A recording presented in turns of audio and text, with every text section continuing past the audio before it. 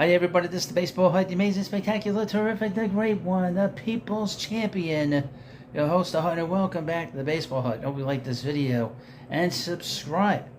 So in this video, we're going to talk about Yoshinobu Yamamoto and our favorite team, New York Mets. But I want to mention I have another channel called The Prospect Hut. Please go in there if you're a big Met fan, want to know what's going on with everything that's going on with Mets minor league system, their prospects. We're going to have a big day. I think December 5th will be the day of the draft lottery for next year's draft. The Mets have the 7th worst record in baseball. They will have a potential to get a top 6 draft pick. If they don't draft in the top 6, they will draft 17th or 17 and 20, because then at that point, because of the competitive tax, the Mets got penalized all the money they spent last year. So either they'll have a top 6 pick or a top 17 to 20 pick. So just so you know. So I'll put the link to the prospect hub, because if that happens, the Mets get a big draft pick. We're going to do all kinds of videos on that draft pick. And I haven't really dug into the 2024 draft. So you want to go on there and go and check out the link in the description of this video, that video, and that channel that I have. So here we go. Yoshinobu Yamamoto, the big, well, he's not really big, he's a 5'11" right-hander from Japan. He is the best pitcher in Japan. He's better than Kodai Senga. He's considered to be better than Shohei Ohtani. And he's been posted. He was posted this past week. Teams have 45 days to sign him. So he's currently talking, and his agent is currently talking to teams for his services, and they're basically planning when he's going to talk to them. Now, he's not going to the ballparks. He's not going to be talking. He's not, like, for instance, he's not going to go to Citi Field. He's not going to go to Yankee Stadium. He's not going to go to Fenway Park or Dodger Stadium or anywhere else. He's going to meet them online and do Zoom calls and whatnot, and over the phone. That's from MetsMerizedOnline.com. Report Yamamoto to meet with teams next week.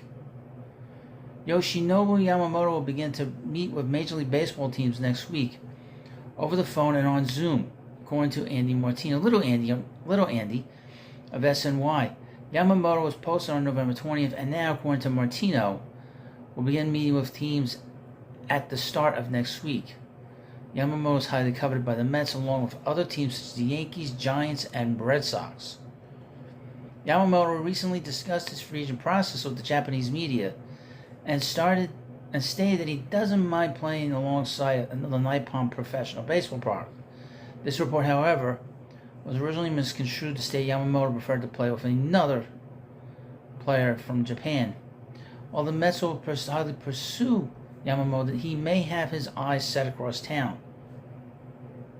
Martino also recently reported that his league sources informed him he's intrigued by the prestige and iconography of the Yankees. Now, a lot of players in the majors, the rumor is that they say that the Yankees are just another team. He might have a different attitude. Yamamoto will have until January 4th to sign with a major league team, or 45 days from when he was posted, per posting rules. Little Andy, however, reported that Yamamoto will most likely sign well before his deadline. Well, we'll see on that part. Now, like I said, the draft is going to be coming up soon. We're going to have the winter meetings. That's the big deal. The winter meetings will be a big deal. I mean, hopefully we'll have a lot of action this week. Today's Saturday. I would expect some stuff will start to pick up on Monday, week before the winter meetings.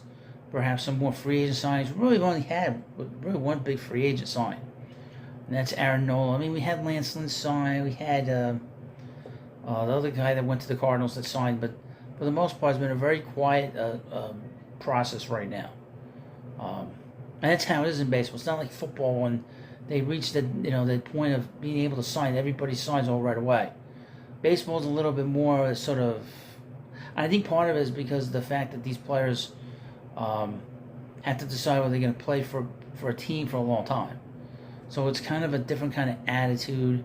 It's not this sort of there's all guaranteed money, guaranteed contract.